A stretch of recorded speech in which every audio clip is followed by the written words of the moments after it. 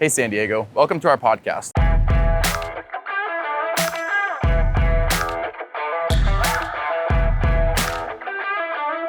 This is another recorded episode of Stay Classy San Diego, with video production provided by MaxLex Media at KCBQ with your host, Steve Wire. This podcast is dedicated to keeping you informed and engaged with the latest political events and trending news in the San Diego area. Join us on a weekly exploration as we sit down with prominent community members, political figures, insightful analysts, business leaders, and more.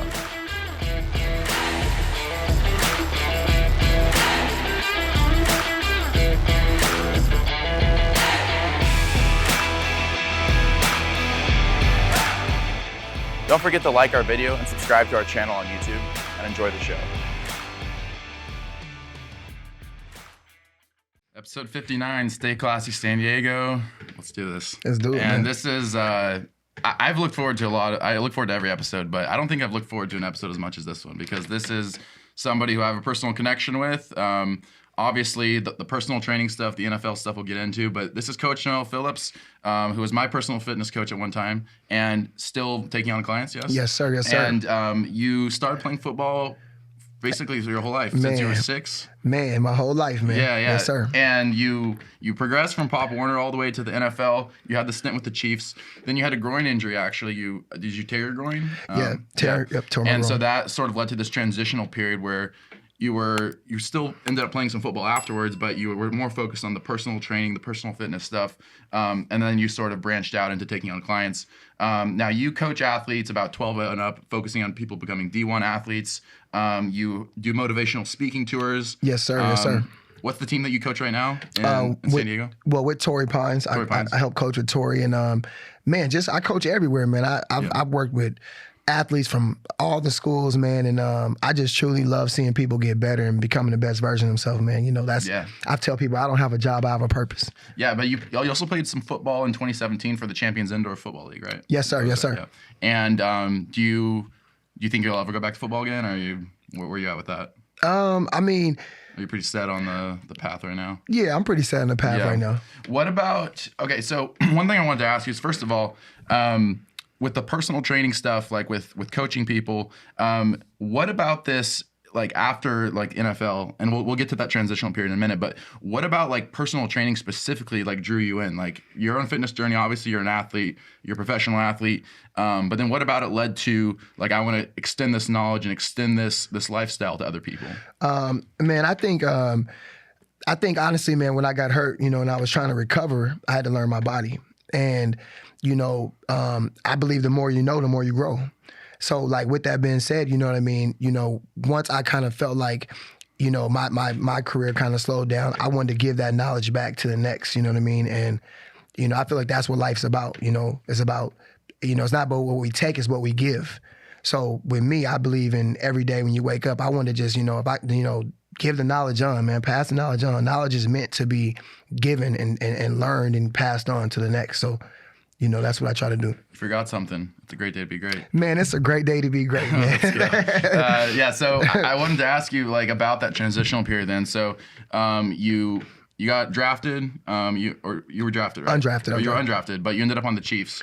And what position did you play again? Running back. You were running back, that's right, yeah. But then the injury happened. What was the transitional period like between the injury, which obviously very disappointing stuff for you on a personal level, on a professional level, but how are you able to kind of pull yourself out of that and sort of move your career to the point that you're at now? I mean, honestly, man, like anybody who, if you've played a sport, and you have a love for a sport and you've done it your whole life, you kind of, when you get to a point, you don't know what you're made of until you face with adversity. And to be honest, man, for me as a kid, I grew up my whole life and I felt like, like most kids, if you, I felt like, man, that's what I was meant here to do. I'm gonna play football forever. This is my purpose. And to be honest, man, me getting injured, I actually found my true purpose. You know what I mean? And life is a gift, man. And this, sometimes, the blessing is in what you don't accomplish. Sometimes, you got to lose it all to find yourself. And, I feel like from being injured, it made me look in the mirror and find myself, man, what else are you good at? And I've always been a fitness person. I've always been healthy. I've always been a person that, to be honest, I was the guy that, you know, my friends would call me up and, man, let's go work out. And before you know it, I'm actually training them. Didn't even know it. Yeah. You know what I mean? So, So you're always a coach deep down. yeah, I mean, in my heart, like, I call, like I said, man, passionate about it, but just have a purpose, man.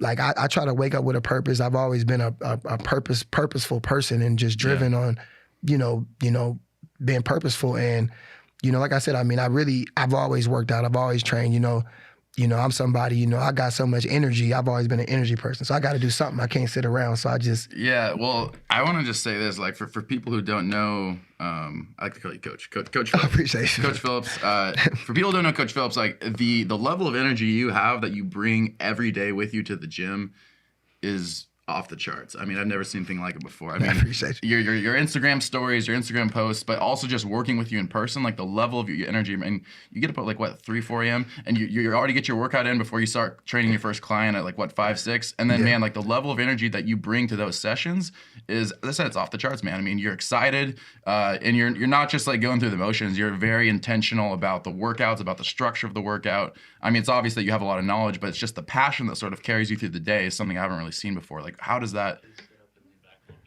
Yeah. How does that, like, where does that come from? Man, I just feel like look, when you cross paths a person, right? So we're all energy, and I truly believe that every person you come across, they either empower you or they drain you. And as humans, we decide who we want to be. You either want to have a draining energy or empowering energy. So with me, I try to pride myself on being an empowering person, and you know what I'm saying? And I've always had a lot of energy. So I just, everything starts with us. You know what I mean? If you training somebody, a person's only going to get out what they put in. And, if a person comes in and you're low energy and you're sluggish, you moving slow, like that's how the workout's going to be. You know what I mean? And if you come in and you excited, you happy, you grateful for just waking up, you grateful for just, being able to do what you're doing, you're excited. It all starts with inside. It all starts with being excited. So with me, I wake up and like I said, I wake up and it's a great day to be great. That's the first thing I say every morning. Yeah. And when I say that, it puts things into perspective for me. I have a grateful spirit. I always wake up and try to think of 3 things I'm grateful for. And once I think of those 3 things I'm grateful for, it's almost like a pre-workout for me. You know what I'm saying? It's, oh man, let's go. Ain't no excuses. Training with you, that was my pre-workout, man. It's like the moment I got into the gym, like I was awake, dude. Because honestly, like again, just the level of excitement, it's just I've never seen anything like it. Now I wanted to ask you also, now for people who are out there wondering, like, well, like I'm not a D1 athlete, I'm not a NFL star, blah blah blah, but just kind of everyday regular people who want to work out, maybe they don't know how to get started, but they're interested in that kind of thing. Like, do you train like sort of people who are in the more sort of beginner friendly role, or like what's your like area of focus for training? My area of focus, honestly, I love working with anybody. Yeah. Now, obviously being an athlete, I like working with athletes just because I feel like, it's a performance based. And, when you're dealing with an athlete, it's like, it don't matter what you look like, can you perform? Yeah. Right? So you got to have an intentional when you train. Yeah. You can't just go through the motions. It's not, right? But anybody, man, and I believe. I believe we all have it in us, man. We all have it in us. You just got to dig in there and find it, and that's whatever it is that motivates you, whatever inspires you, whatever your goal is, and everybody says this thought thing of like everybody says what they call it, like dream chasing. I call it goal chasing because I believe every time if you chasing a goal with your eyes closed, it's a nightmare. Mm. You know what I'm saying? You're chasing a nightmare because when you wake up and you don't accomplish that, now you feel like a failure. So I believe we dream with, I like to dream with my eyes open. And I believe we all have goals and dreams. It don't have to be the NFL. It don't have to be a sport. You know what I mean? If it's to be as healthy as possible, if it's to get the body of, the dream body, if it's just to have more energy, you know what I mean? If it's to be sharper minded, if it's, all those things, you know what I'm saying? You just make up your mind and once you got to execute, Yeah. So I wanted to, something you said about that like was interesting to me. So Schwarzenegger always talked about how like, whatever your goal is, just be all in on it, whether it's, to be a professional bodybuilder like he was, or, right. Actor, governor, et cetera. Right. He was the man, wasn't he? He's the man. He was the man. But just like, but he was even like, one of the interviews I saw, I think it was the documentary, he was saying like, if your goal is just to have like a beach body and impress girls, like go for it, man. Right. Like just whatever gets you like in there and whatever keeps you driven, like that's the important part. So it seems like kind of what you're saying is like even for people who aren't aspiring to be athletes, there are still goals you can set outside of that that'll drive you towards success. Oh yeah, I mean, and the big thing, man, is a lot of times with people, everyone focuses on the finish line, you know what I mean? And what you really learn is what you learn along the journey. So it's not the finish line, it's not where you're really, what's important. It's the journey. It's the everyday getting up and getting after it. If it could be, look, your goal could be to impress a girl. Let's just, go off the topic. I like just keeping it real. Yeah. If you say your goal is, I want to impress this girl, so I got to get in shape. I want to, look good, whatever, right? Now, that might be the goal when you start, is to impress that girl. Yeah. But in the journey of you waking up and getting after it every day and getting healthy and getting right, that might end up changing. You might not get that girl, but there's something else to that, to like get to that point, like along the journey, along the way, the discipline that it takes that changes you forever. Come on, forever. Yeah. There we go. That's bingo. There we go. And I was wondering, like, for somebody who's like listening to this, like, oh well, it's easy for him to say, you've been an athlete your whole life, but for somebody who just like doesn't maybe work out, or somebody who's like, oh, I'm too old, too busy, or too out of shape. Like, what's like the starting point, man? Like for somebody who's just really kind of down in the dumps on themselves, really has that low level of confidence when it comes to working out. Like, where do you like sort of start with someone like that? Man, I believe we all start where we are. You know what I mean? I like to say, we crawl before we walk before we jog before we run. You got to start where you are. And with that being said, you know what I mean? We all might start at different points or different phases or whatever, but you just got to get started where you are. And it's one day at a time, one step at a time. If, real quick, I'll give you a quick little example. Yeah. So let's say if, the goal is to, let's say I've never ran before. My goal is to run a mile or something. If I've never ran a mile and I look up and someone says, well, a mile is, 4 laps around the track, or, it's that far, right? And you look at it and you've never ran that far, you're like, oh, there's no way. Yeah. Now, if somebody said, hey, just take one step. Yeah. Don't try to get there. Just take one step. 1 foot in front of the other. 1 foot in front every day. Before you know it, you're gonna look up and you done ran that mile. Yeah. Probably surpassed that mile. Didn't you run a half marathon without training for it one time? I did, man. I remember that story. I did. Okay, I'll give you a quick little. So I did. I actually had a client before, and a client I had, she said she had lost weight. She said, hey, will you do a half marathon with me? Now, to be honest, I've always been a sprinter and all that. So, I said, yeah, of course.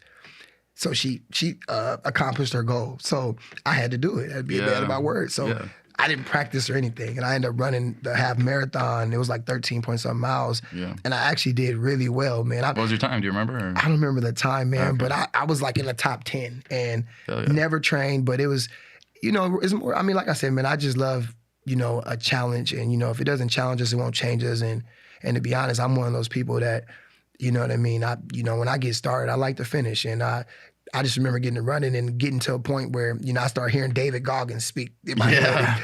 You know what I mean? Boats in the logs. Man, I started hearing my legs felt like they was a give out, and I was hearing David Goggins screaming in my ear, keep going, and stay hard. Stay hard. So, man, just kept going. And the next thing you know, you catch a second win. And before you know it, you get to a point where you can't stop. And you know what I mean? And you're closer to the finish line than where you started. So, I mean, I remember running and to be honest, it was one of the hardest things I've ever done. So for people who have never done this, it's different. It's bad. I've run a few half marathons. It's rough one. Man, I tell guys, listen, you can lift all the weights you want. You can be an athlete.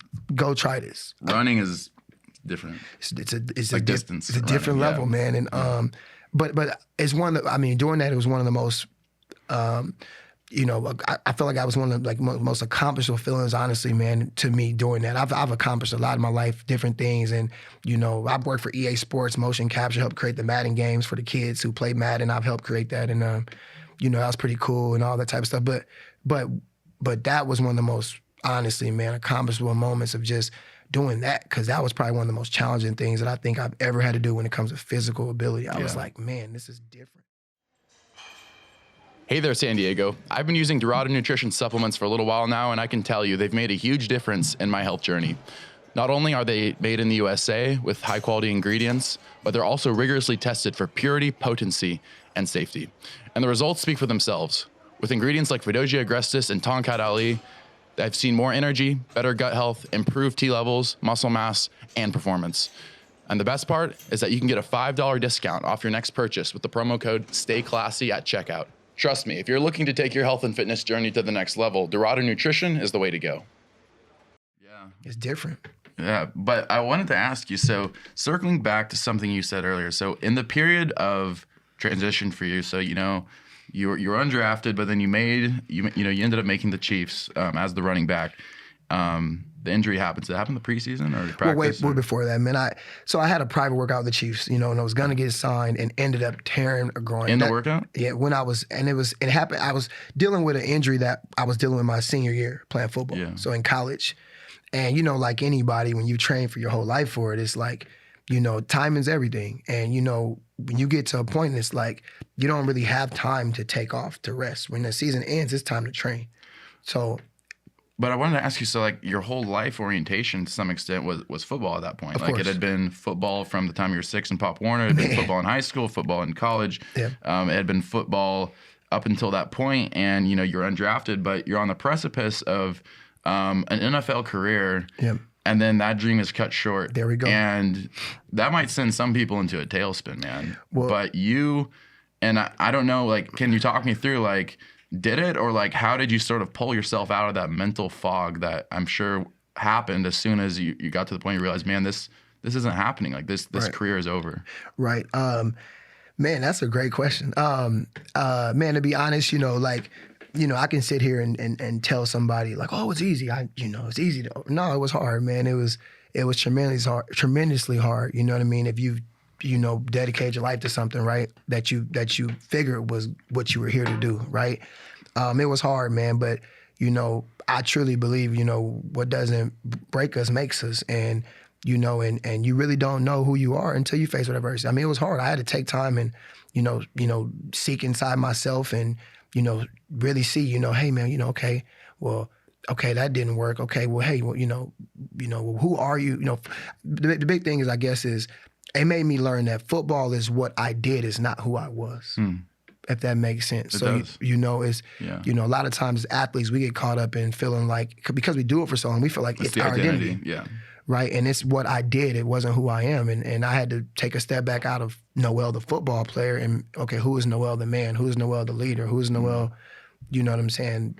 You know, who is Noel besides that? And then I found myself, and I truly believe that everything happens for a reason. That happened to me for a bigger purpose, because now I'm giving back to the community. I'm motivating way more people than I probably would have, you know, as we all know how dangerous football is, you know, and all these injuries and things that's happening, man. I have friends that, you know, made it and played for a long time and is dealing with real issues now that they're not playing. And, you know, sometimes, you know, like I said, sometimes it's a blessing in disguise, in disguise, you know, what you think, you know, is what you want. Sometimes, you know, it might not be what's best for you. And you know what I mean? I mean, I know right now with what I'm doing now, man, I'm very happy and just grateful to be in where I'm at. I wake up excited.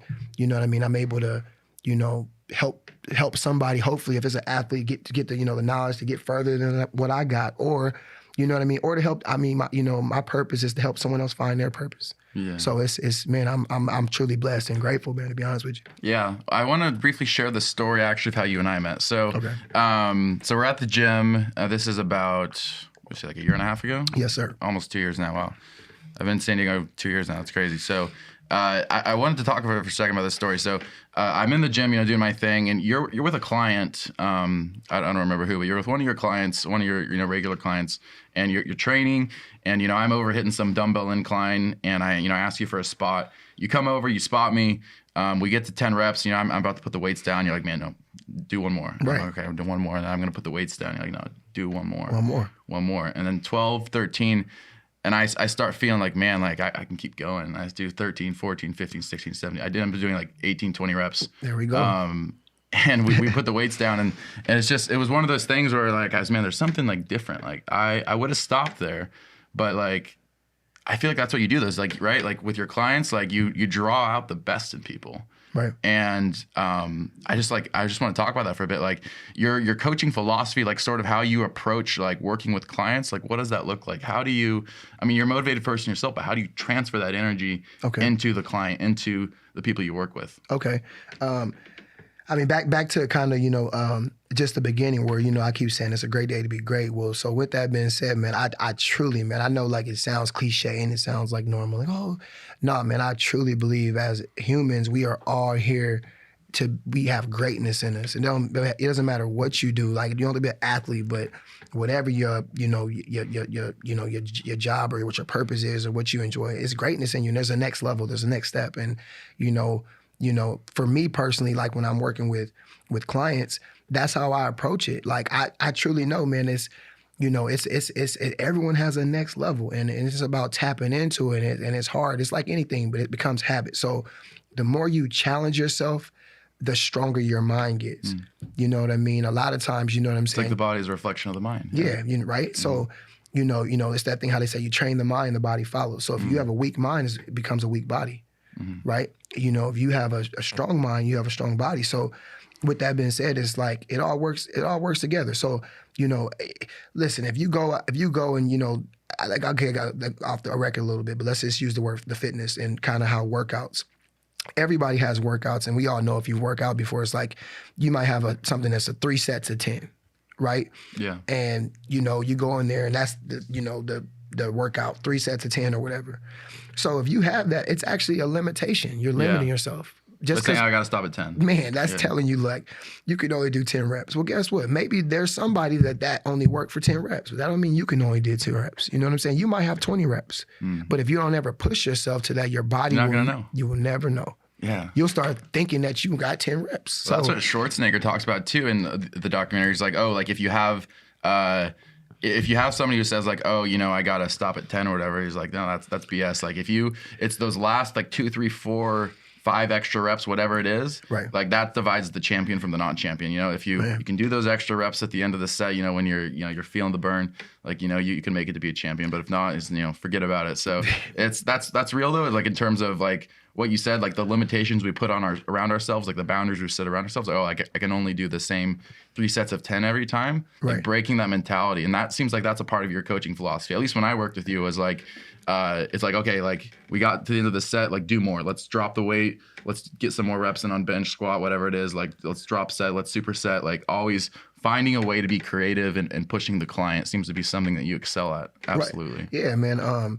I mean, like I said, man, I believe we are our only limit. Yeah. And, like I said, I mean, we live in a time right now where I know I always use the term, like comparison is the thief of joy, right? Because if you can't compare your level 1 to somebody's level 30. So in other words, let's say if I come in the gym and you've been working out for 20 years and I'm my second week, I can look at you and be like, whoa, he's so stronger. Now I'm getting defeated. But the reality is, I don't know, you've been doing it for 30 years.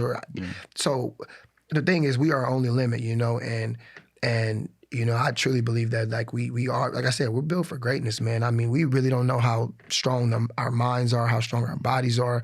I mean, if you want to even go back and take it a step further, like back in the ancient days and all that, like, dude, these guys didn't have workouts that said 3 sets of 10. They didn't. You know what I mean? Yeah. If you was a hunter, or if a guy was a hunter, if he was whatever, you know what I mean? If he had to chop trees, man, that tree might have been however many 1,000 pounds. He chopped it till it fell. Yeah. He didn't chop it 12 times that day. Yeah. He said, man, I'm gonna chop it until it falls. Yeah.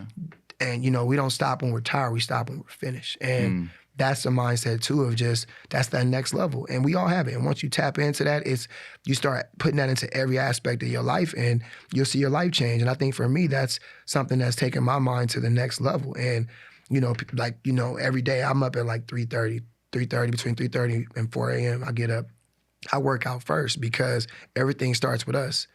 You know what I mean? You can't change the world without changing yourself. So if I say I want to make the world a healthier place, I have to start with me. Yeah. You can't. And then, then you got to practice what you preach. You know what I mean? I can't be telling you to do this. Set the example. Come on. Yeah. So, and that's, and not to change the subject, but I'm like a big fan of, like honestly, just greatness, man. I look up, I study some of these greats. I like to study Tom Brady, Michael Phelps, Michael Jordan, Kobe Bryant, these guys that have achieved greatness. And one thing that they all have in common is that next level mindset. They don't stop at 10. Man, they don't stop Forget at about 10. it. These guys are the definition of push it. You got to push past your limits, and you can look at. You can go look at these. Go so for anybody who's listening to this or is gonna listen to this, man, go look up. Don't believe me, man. Do your research. Go look up Tom Brady. Go look at. I was looking at Kobe Bryant's workout regimen that he would do, and It's insane. Man worked out sometimes 3 times a day. Bro, I saw something where they had just won like the U.S. gold medal, or he won the championship, and then I think it was like Chris Bosh or somebody came in, and he was. He was trying. His whole goal was to wake up and train before Kobe that day. Yeah. And he said he got to the gym. Kobe had the ice packs around his knees and whoop-de-whoop. And he said basically that Kobe had just won. Kobe had already worked out like twice, and he's like, that dude was different. But that's that greatness mindset. I heard one year after they lost the finals or something that Kobe stayed in the gym and kept shooting shots until they turned the lights out in the whole gym, and then he kept shooting. Hey San Diego, Steve here from the Stay Classy Pod, and I'd like to invite you to join me and the legendary group at the Hard Rock Hotel for this year's New Year's Eve Bash Glitz and Glam 2024. This full hotel party will feature 3 floors, 7 rooms of music, and over 15 DJs, and trust me, they are all set to make your New Year's Eve absolutely unforgettable. We are also excited to announce you can now use our own Stay Classy link for exclusive access to the cheapest tickets possible. Don't miss out on San Diego's ultimate New Year's Eve celebration. And as always, stay classy, San Diego. Kobe was different, man. He was, man, Kobe. best. Yeah, even if you read the Mamba mentality, it's kind of the same, similar, the Mamba mentality. And even Tom Brady, dude, I got so much respect for that guy. He's the GOAT. I know the new age is gonna say he's probably coming up. Hopefully they say Mahomes and man, Brady's the GOAT. Tom Brady's the GOAT, man. Yeah. For the record, man, that guy is the definition of greatness, man. He's played longer than anybody, and he played at a level higher than anybody. And and what I really respect the most about Kobe was it wasn't the physical ability, it was the mental. He wasn't the fastest, he wasn't the strongest, he wasn't a first round draft pick.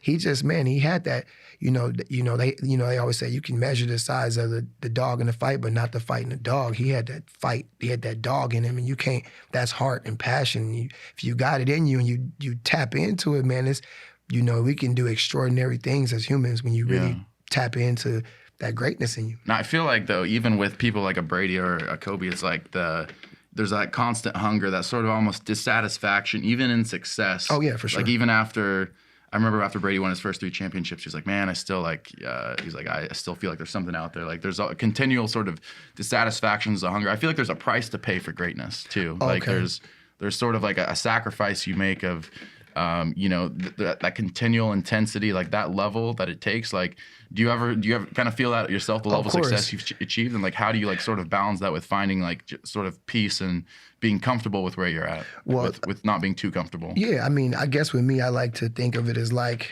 we'll use the word like content and complacent. So like, content is being grateful for where you at. Like right now, being grateful for being healthy, being able to, motivate and inspire, and you know what I'm saying, and having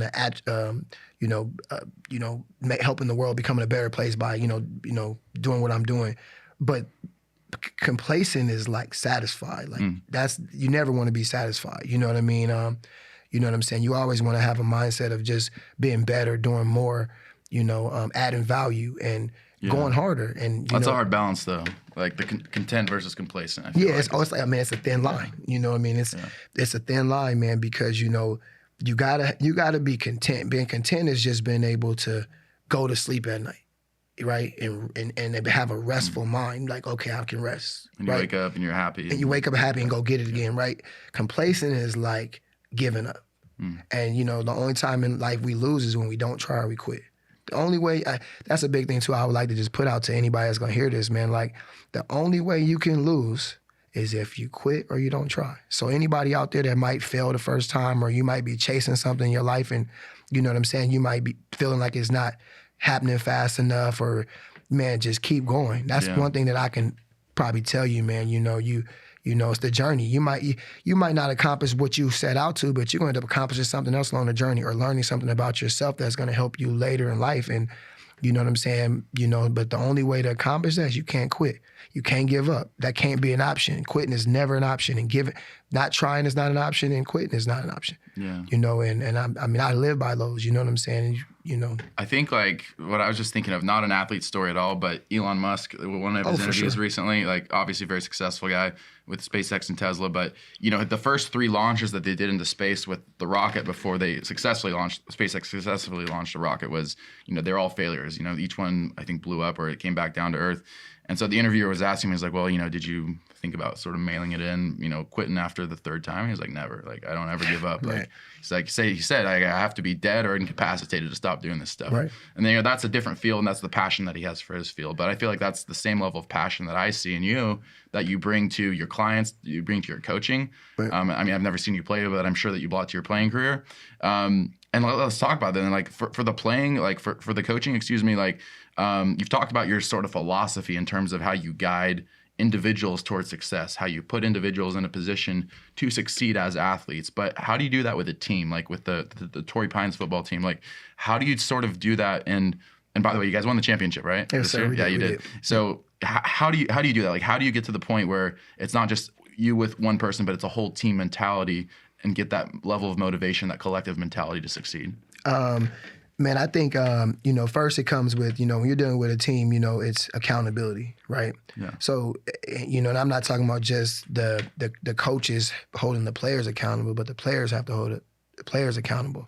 And then also, then you got to create a level of, like we said, like we're just kind of all on the same kind of line of, like, you know, you have to have a level of a standard. You know, and with me, my standard is greatness. So when I'm dealing with a team, I don't coach teams to win. I coach teams to dominate. It's a different mindset. You know, if you're a team and one team is coaching them to just go out there, let's just try to get a victory, and the other one's like, man, I don't want them to cross the 50-yard line. I don't want them to get a first down.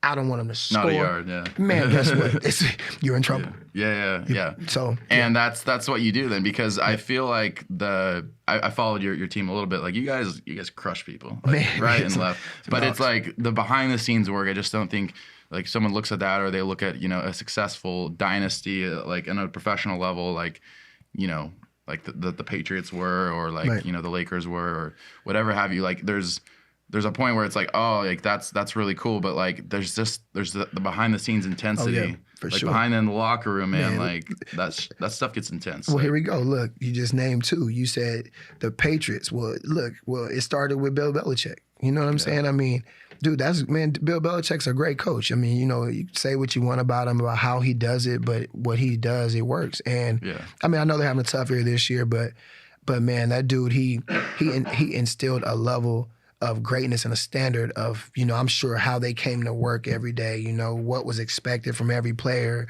you know what I'm saying? And you know, and then he had leaders like Tom Brady, and guys that was gonna, you know, gonna set the standard. It starts with the leaders, you know what I'm saying? And then you go with the Lakers, Phil Jackson, another great coach, you know, so, I mean, it all starts from the top down, you know what I mean? I you know, if you have a coach that has a standard that he holds himself to, starts with himself, then everyone else will follow. But if you have a coach that is, you know what I mean, if he's not, you know what I mean, if he's not holding a standard of himself, then everyone else is gonna kind of just it's gonna go the same way. So man, I mean, I think when it comes to teams, man, you know, and then teamwork makes the dream work. There's nobody bigger than the program. You know what I mean? Teamwork makes the dream work. Teamwork makes the dream work, man. It's no one's bigger than the program. You know, everyone's equal. Because guess what? On a football team, I don't care if you're Tom Brady. If your linemen don't block, he's not throwing no touchdowns. If the linemen aren't blocking, the running back's not scoring touchdowns. You can't. You could be a receiver, but if the quarterback can't get you the ball, I mean, if the coach ain't calling the right plays on the right down at the right time, reading, dude, it's everyone collectively together for a bigger purpose, Yeah. bigger cause. And you can tell, I feel like, on a team when people are playing for themselves versus when they're playing for for each other. Oh, for sure. Like, for sure. it's so obvious. I mean, I've, played sports in college and stuff. It's like you can always tell, get that sense of, I've been on talented teams, but, people were sort of playing for themselves, padding their stats, whatever you have you. Right. And then, and I'm sure you've been in the same situation, but then you've played on teams where the chemistry was so good, where things were dynamite, where people were working for each other, when, you're working your ass off for the guy to your left, for the guy to your right. Like sort of how do you curate and set the standard for greatness and for collective greatness on your own teams? Like you said, it starts with teamwork. And you know what I mean? Like I said, you just said, everyone, if you're playing for the person next to you, so this is off the record, but like I say, if I'm the first day, you know what I mean? When I get to talking to athletes in a team format, I'll tell guys, hey, look to your right, look to your left. And I'll pause and let them look. Man, I'll tell them, man, I'll say, man, hey, tap this guy in the shoulder right next to you, tap him. That's your brother. You playing for him. You playing for him. You know what I'm saying? So, I truly believe when you play for a bigger purpose, bigger than yourself, you can go further. You got to have something that's bigger than you, because if it's just about you, you're only gonna go so far. It got to be something greater than you, and that's why I think sports is, team sports are the greatest thing on this planet, because guess what? Even if you play sports, you're not gonna play forever in that type of aspect. And guess what? You're gonna have to work a job one day. You're gonna have coworkers you gotta coincide with. You're gonna have every day. If you drive on the road, there's other cars, man. It's not just you out there. If you drive reckless, you're causing accidents. If it's, you always got to depend on the next person, and and the next person got to depend on you. So, it's just important, man, to have a teamwork mindset, and that's in anything in life. You can only go so far by yourself. Yeah. Now, we've talked a lot about how you mentor people and how you mentor teams, and how you mentor clients, but I want to talk a little bit about who in your life has been sort of instrumental. In terms of your growing up, your career, your playing days.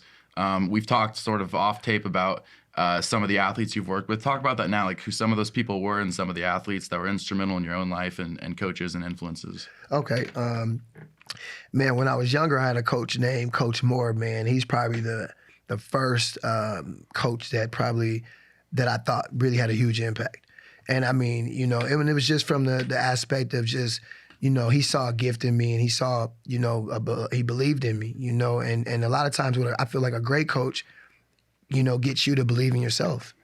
You know what I mean? And, him believing in me, it made me believe in myself more. It made me, so that started at a young age. And also at a young age, pushing me, man. You got to be pushed. I always try to tell people, you got to be pushed, man. You got to get comfortable being uncomfortable. Getting too comfortable that's where complacency lies. You know what I mean? You think you can't, you can't ever have a mindset, I did enough. And that comes with coaches. You know what I mean? He held me to a standard. He believed in me, but guess what? He believed in me, but he pushed me past my limits. And it was a standard. It was never just show up. It was never just go through the motions. You know what I'm saying? You have a purpose for your practice. Don't just practice. Have a purpose for your practice. If you're there that day to get better at, catch every ball with your hands. Look the ball in. Don't catch it with your body. Attention to detail. And just that type of stuff, you start, if you practice, it becomes habit, and that's what takes you to the next level. But, sorry, not to go too far, but yeah, so Coach Moore,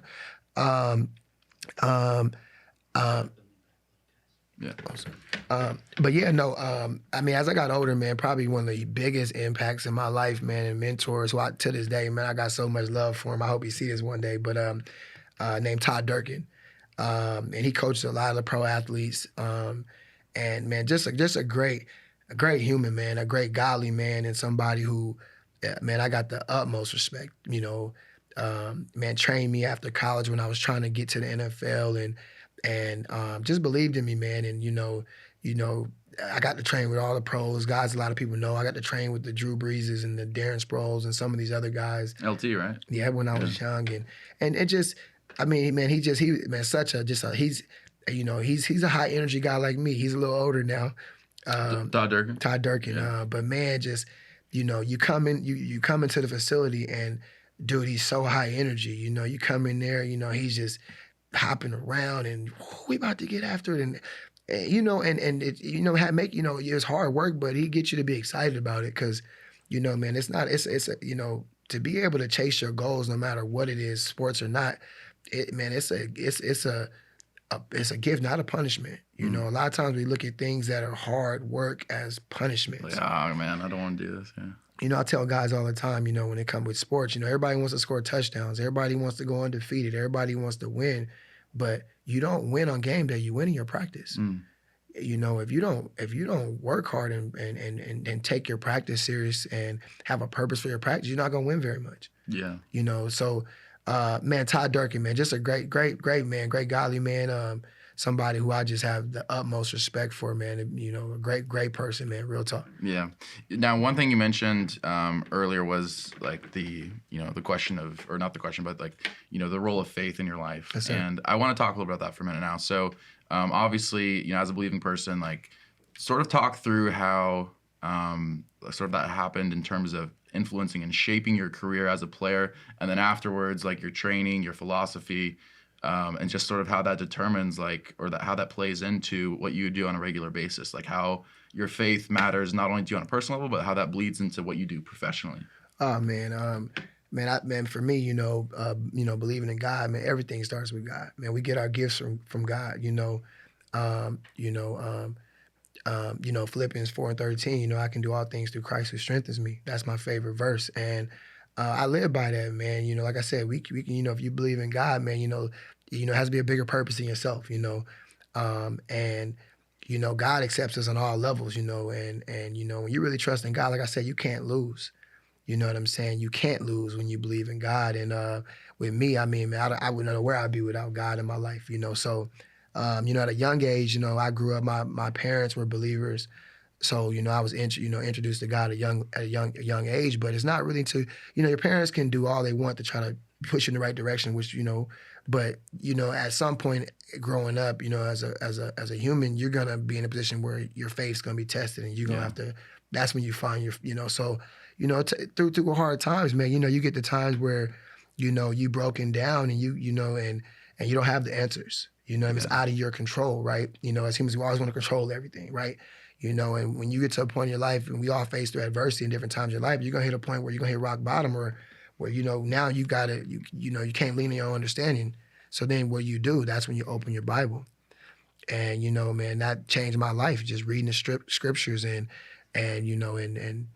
that just having faith in God, man. I mean, I wouldn't be where I'm at today without having faith in God. Yeah.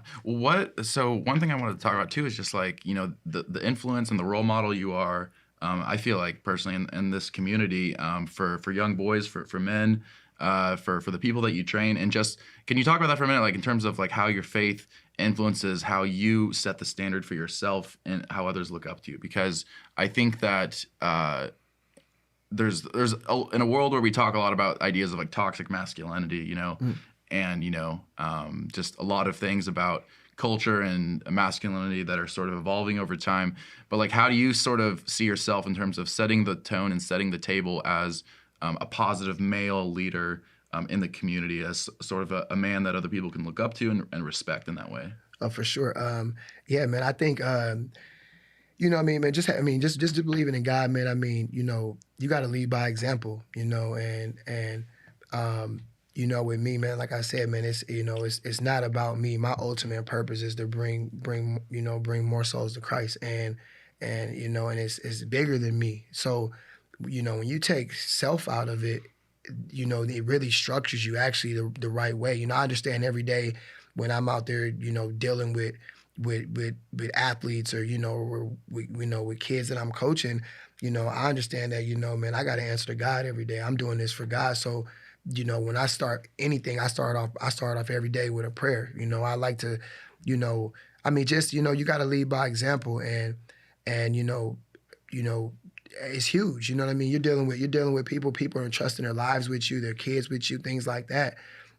So you gotta be living right and living correctly, and it all starts with you. You know what I'm saying? As a man. When it comes to like this notion of like toxic masculinity, like sort of like in athletes, which is like I feel like it gets talked about all the time. You know, just like the culture of athletes and the culture in locker rooms. You know, being toxic or chauvinistic or whatever, misogynistic, whatever have you. But just like how do you like sort of match the fact that you're a highly accomplished man, you're a successful man, you're a driven man, but like how do you sort of at the same time reconcile that with balancing keeping that like toxicity out of the locker rooms that you coach in, out of like the environments that you've been in as a player, like sort of how do you balance the like sort of the masculinity, as it were, as like keeping it from being that toxic version of that toxic culture in a locker room? Yeah, man. I mean, I like when I'm working with people or with athletes. For me personally, like I said, man, being humble, is huge. You know what I'm saying? And guys understand, you can be confident and all that's great. You know what I mean? You can be confident and, and all that type of stuff and be confident in your abilities and all that. But, just keeping a level of humility and being humble and, and understanding where your gifts come from, because a lot of times when you're dealing with people and they start having that, toxic masculinity, that type of energy, it's when they think it's all about them. That's when it's, that's when this pride comes in and ego. Yeah. And, when you understand, that, your gifts come from God and it's not even about you. Now, guess what? Now that ego and pride is stripped away. You know what I'm saying? It's not, it's so not about your me. Your faith really sets the tone then for how you coach these men. Yes, sir. How you coach and lead these young men, I guess. But yeah, I mean, like I like to always say, it's not about me, it's about we. And, a lot of, sometimes, when people, if they get caught up in that, that with the pride and stuff, they think it's about them. And, man, like I tell guys all the time, man, don't let life humble you. Because, if you don't humble yourself, life will humble you. What do you think? Okay, so I want to just shift gears here for a second, talk a little bit about like football, like right now. So right now, I mean, obviously you haven't been playing in a while, but I know that for a fact that you still follow the game. You're still a big Chiefs fan, right? Yeah, of course. And I wanted to know, like, in terms of the way the game's evolving, because the game has been changing a lot. I feel like even since the time that you started playing football. Like football has just evolved so much. And we've talked a little bit about some of the other guests, Sean Merriman, Stevie Johnson. We talked about the changing rules, the changing protocols for in the NFL specifically. I mean, I'm talking about college football. I'm talking about the NFL. How the game is changing to adjust for player safety and sort of the idea that the pendulum might be swinging a little too far in that direction. I mean, Tom Brady just recently on some podcasts was like saying something like along the lines of, guys like Ray Lewis and James Harrison, those kind of guys like, couldn't even play in today's league anymore with how much the rules have changed to the point where, you're taking the contact element out of the game with the new rules, with the penalties. Like, what's your take on that? I mean, do you see the game evolving in the right way, or are you sort of concerned about how this affects the state of football? Man, that's a good question. I like in ways that they're making it safer just because, like, obviously with technology and what we're seeing, like a lot of brain injuries and things that's happening with people, right? But at the same instance, like, I do think they're kind of taking a little bit step too far because now it's getting to the point where, I mean, football is a contact sport. At the end of the day, it's a contact sport. I mean, if you play football, you know what you're signing up for. Yeah. And at the end of the day, it's, they got to understand, man, at that level, man, you got a lot of big guys that are moving real fast and things happen like this. So, you know what I mean? To tell somebody, like, you got to run full speed when guys are moving laterally and, making moves 100 miles per hour, and you have to be able to slow down, to decelerate and be able to adjust and hit a guy at a certain. It's easier said than done, and it's at this point, what's going to happen is if it keeps going this way, you're going to have less and less guys that's trying to play defense. Yeah. If I'm a young guy right now and I really want to make the NFL and I'm looking at how the game is going, it's like, well, do I really want to play defense? You can't play defense unless you're going to get fined every game. Yeah. Even on the running back position, not to change the subject, but like, I coach a lot of young guys too now, and the running back position too is like, that's a kind of crazy subject too, because, on one end, you know what I mean? When you come out of college or whatnot, on the business side, if you're not putting up yards, you're not going to get paid. But if you do, then when it's time to pay you, then the NFL doesn't value the running back position at all anymore. So it's like, No. it's like you run I for feel like two. they just run him down into the ground. Well, that's what man. happens. So you Yeah. play 3 years, right? Just say you run for 3,000-yard seasons. Now, when the 4th year comes around, it's time for you to get paid. Now, what happens is when it's contract time, man, he's worn down. This many carries, like, you know what I mean? History of the guys decrease. So basically, just run a guy down, he never gets paid. You don't want to pay him because you feel like he's too ran down, but you're not going to pay him at the beginning. So that's another thing to talk about on that kind of quiet subject. And it feels like, well, who wants to play running back? Man, I don't. Yeah. Yeah. I'm just saying. I mean, well, everybody was like giving Le'Veon Bell shit when he was like holding out for the contract, but like you remember that situation a few years ago where he was holding out with the Steelers, and I think he ended up playing after all, but then he got the big contract with the Jets. We're like, oh, he's greedy, blah blah blah. But it's like if you get to a point where you don't have a career moving forward without a contract, and if they're just going to use you and drop you as soon as that rookie contract is up, I mean, it makes sense to hold out. It makes sense to do what he did. Man, I tell guys every day, like obviously, like I said with that, even like with Le'Veon Bell, it's like, on one end I get it. Let's say if I'm a Pittsburgh Steelers fan, I want him to play no matter what because I want to win, right? Like, I don't want you playing like right. We get it, right? But then at the same time, you got to put yourself in his position. It's like, dude, if he goes out there and he gets hurt, he's getting cut. He's done. They're not so. In that situation, I mean, there's no protection for someone like that. There's none. So I mean, in some ways, man, you kind of gotta. It's easier said than done, man. I mean, when you got to really be out there and understand, man, all the wear and tear and all, like he was just trying to be smart, you know what I mean, with his body. Obviously it'd have been good to see him, play or whatnot, because that was when Pittsburgh was like right at the peak. Dynamite, man. Dude, you know what I mean? They was right there, but hey, who's to say if he goes out and plays and gets hurt? Yeah. Right? So, it's almost better to be safe than to be sorry. You feel like that we have to change maybe the players' union has to do something where they protect people in that position from just totally getting screwed over by injuries? Like, oh, for sure. Is that like something that you think could happen? For sure. I mean, I think that would help the game. You know what I mean? Because then you'd have less guys that would sit out. Yeah. If a guy knew there was some type of pay no matter what happened to him. Yeah. Then a guy would say, okay, well, hey, but if you go out there, you haven't got paid and you get hurt, you're the only one that's losing in that situation. Yeah. You know what I mean? And you know what I mean, man. At the end of the day, I mean, obviously we play because we love the game, but we also, man, people have families to feed and have it's real life. You know what I mean? So absolutely, it's a lot of wear and tear that comes with the game. Now I want to know your thoughts on the current this current season. So obviously you're a big Chiefs fan. Chiefs have been having a good year. Last year we had a pretty interesting Super Bowl matchup with Eagles Chiefs, but I'm curious to know like how you sort of see this season playing out, how much you've been following it. Like, what do you think about with the fact that the caveat that we said, the game is changing, but who do you think like sort of is benefiting and sort of adapting best to the way the game is changing, and what teams do you sort of keep your eye on like that in terms of big teams being on the rise and sort of on the up and up? On the AFC. Obviously Mahomes. We all know Mahomes is that dude's he's next level, man. He's smart. He knows how to, he doesn't really take off to run. He takes off with his eyes are always downfield, and he's always looking to make the pass. So he doesn't take too many unnecessary hits. Yeah. Protects himself. Also, let me see who else is in the AFC. The AFC. What are the Ravens? I mean, the Ravens. Yeah, do you see them as legitimate Super Bowl contenders, or? Yeah, so I like the Ravens. I do. I like the atmosphere that they have. Like they actually seem like when you watch them play, they have like a chemistry of like you see like the guys look, they all having fun playing together. Yeah. Right.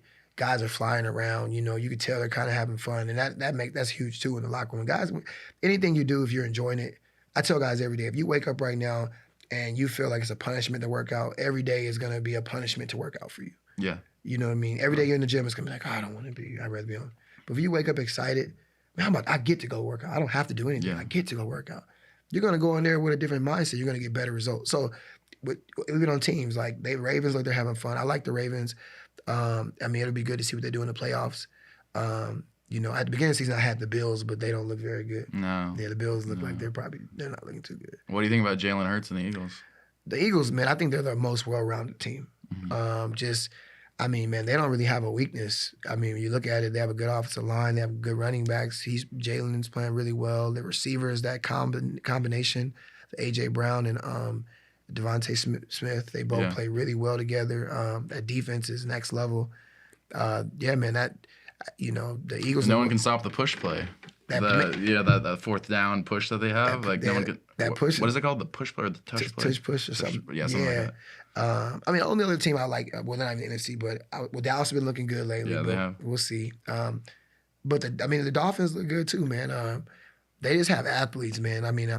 You get them in one game, and I don't know if they just run circles around you.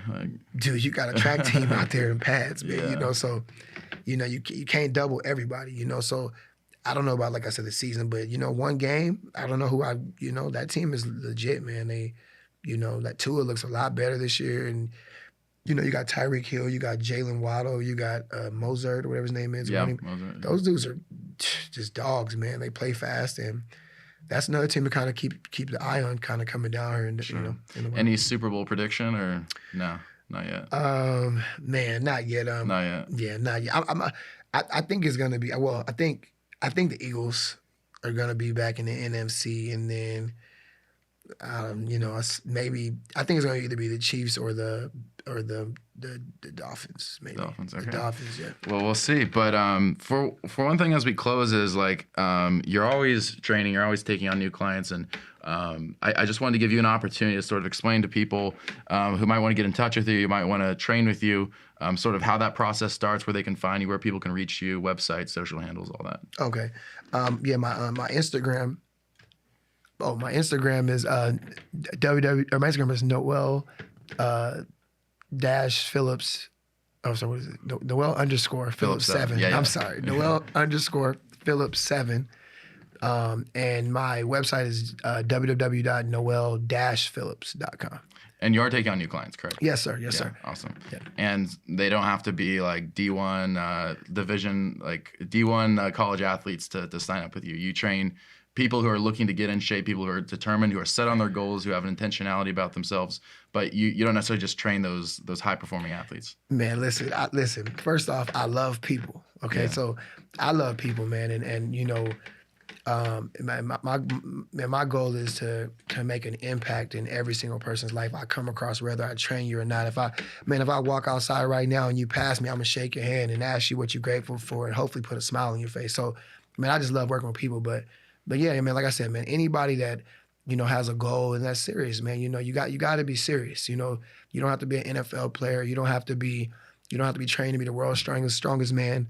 But man, as long as you're serious about your life and you really want to get after it, man. And you're ready to put those actions behind your words, man. I'd love to work with you. It'd be a pleasure to work with you. And yes, sir. Well, it's been a pleasure to work with you. I mean, we trained together for I can't remember, it was like 6 to 8 months, but that is an experience that I'll never forget was working with you. And it wasn't always fun getting up at whenever the heck I got up, but it was early. That's all I know. And I was tired, and you pushed me to the brink, but we're better for it, aren't we? Yes, sir. And let me brag about you real quick.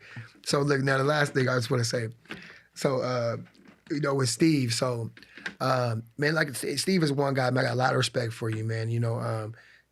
Steve would be in there, and I always, I'm attracted to people that work hard. You know what I mean? So if I see you and you're somebody who work hard, whatever it is, I don't care if you know what I mean? I don't care if you juggling balls and juggling or something. As long as you working hard, dude, I'm gonna give you respect. And Steve will be in there working hard every day, and I see him working. So, for me, I saw him already trying to work. So I'm gonna help people that want to help themselves. So I see him working, man, and man, Steve is a dog.